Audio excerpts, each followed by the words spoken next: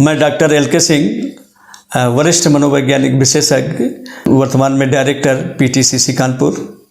आज हम बात करेंगे आर्मी अफसर के लिए एनडीए के माध्यम से, सीडीएस के माध्यम से या आईएमए के माध्यम से आर्मी में अफसर बनते हैं, मिलिट्री में जाके लेफ्टिनेंट से आगे की पद पर पहुंचते हैं। तो इसमें जो एसएसबी होता है, उस एसएसबी में कई बार बच्चों की शिकायत होती है कि हमारा इंटरव्यू बहुत अच्छा गया, हमने परफॉर्म बहुत अच्छा किया, उसमें जो साइकोलॉजिकल टेस्ट होते हैं टीएटी वगैरह, उसमें भी हमने बहुत अच्छी स्टोरी राइटिंग करके आए, लेकिन हमारा सिलेक्शन नहीं हुआ। तो एक्चुअली जब आप इस तरह का कोई प्लान करें कि मुझे एनडीए में जाना है या सीडीएस के माध्यम से मिलिट्री में जाना है अफसर बनने के लिए, तो आपको अपनी तैयारी होनी चाहिए, आपको अपने बारे में मालूम होना चाहिए। सबसे पहले तो मालूम होना चाहिए कि आपकी पर्सनालिटी कैसी है, आपका नेचर कैसा है।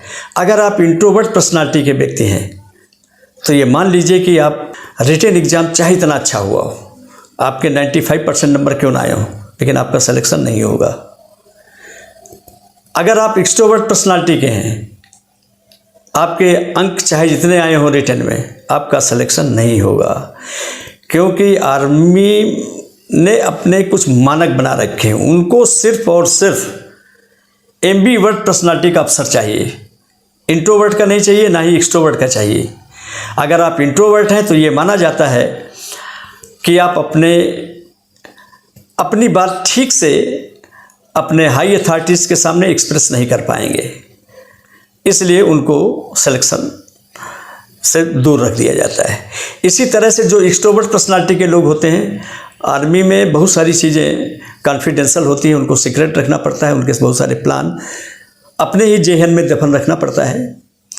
तो जो एक्सट्रोवर्ट पर्सनालिटी का होगा वो किसी न किसी से प्लान को पॉइंट आउट कर देता है, चीज़ों को कॉन्फिडेंशियल नहीं रख पाता है। कई बार आप लोगों ने सुना होगा कि कहते हैं कि अरे उसके पेट में बात नहीं पचती, तो ये वही लोग होते हैं जो एक्सट्रोवर्ट होते हैं।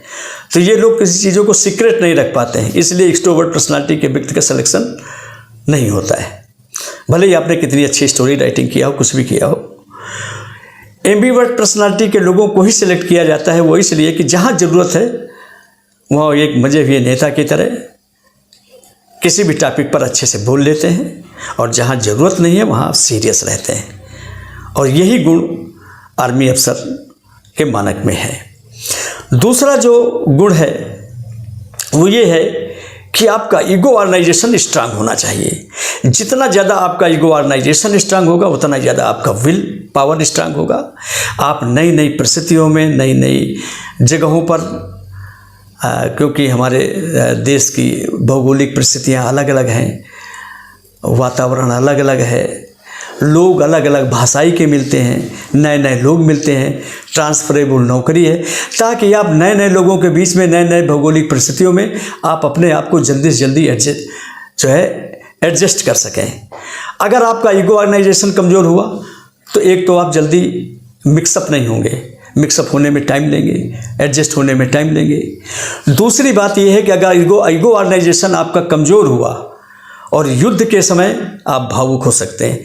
अपने बगल में किसी की हत्या देख ली, किसी का खून खराबा देख लगा तो आप द्रवित हो जाएंगे, आपको घर की याद आने लगेगी, और उसमें आपका नुकसान हो सकता है और दुश्मन का फ़ायदा हो सकता है। तो ऐसे लोगों को भी नहीं चाहिए जो दिमाग से काम लेने के बजाय भावनाओं से बह जाते हैं या दिल से काम लेते हैं, तो ऐसे लोगों का सिलेक्शन नहीं होता है। इसके लिए ईगो ऑर्गेनाइजेशन स्ट्रांग होना चाहिए। दूसरा जो अगला पॉइंट है वो सुपर ईगो बहुत ज़्यादा टू मच स्ट्रांग नहीं चाहिए फौज को, वो नॉर्मल चाहिए। अगर टू मच स्ट्रांग हुआ तो वो बातें बनाने में कमज़ोर होगा, बातें नहीं बना सकता है।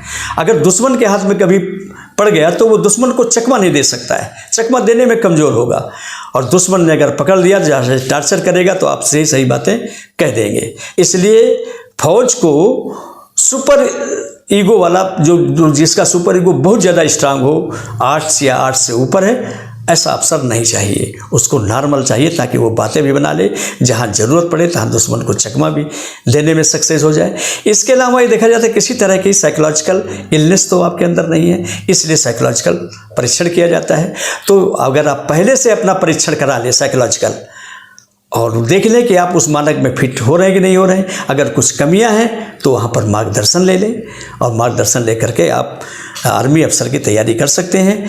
इसके लिए आप हमारे PTCC में भी आ सकते हैं, हमारे सेंटर पर आ सकते हैं, यहाँ पर अपना परीक्षण करा सकते हैं, यहाँ से आपको राय मिल सकती है। अगर कुछ आपके अंदर कमजोरियाँ हैं तो उन कमजोरियों को बताया जा सकता है, क्योंकि इन कमजोरियों को कभी अपने आप में लगता नहीं कि हमारे अंदर कोई कमजोरी, हम तो ये देखते हैं हमारे नंबर बहुत अच्छे आ रहे हैं, जो कुछ पेपर है उसको हम हल कर ले रहे हैं और हमारा सिलेक्शन हो जाएगा, और फिर बाद में करते हैं कि पता नहीं मेरा सिलेक्शन क्यों नहीं हुआ। हो सकता लगता है कहीं कुछ पार्शियलिटी हो गई, कहीं कुछ बेईमानी हो गई, कहीं कुछ सिफारिश हो गई। तो ये ऐसा कुछ नहीं है।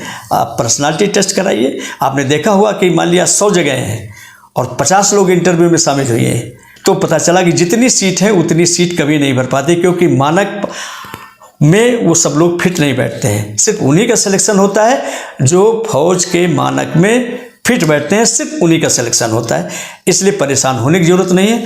आप अपना व्यक्तित्व परीक्षण कराइए, अपनी पर्सनालिटी टेस्ट कराइए और जानिए कि आप में क्या क्या कमियां हैं, आप फौज के मानक के हिसाब से आपकी पर्सनालिटी डेवलप है कि नहीं है। इसके लिए आप कभी भी हमारे सेंटर पर भी आ सकते हैं। धन्यवाद।